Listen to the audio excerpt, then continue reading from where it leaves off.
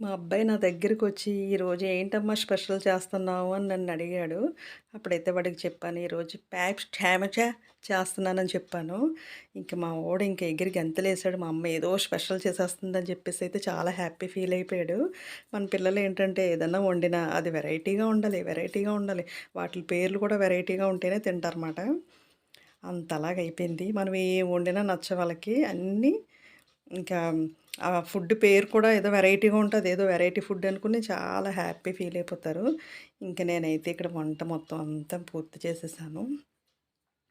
అదే నేనేం స్పెషల్ చెప్పానో ఏంటో మీకు అర్థమవుతే గనక కామెంట్ పెట్టండి.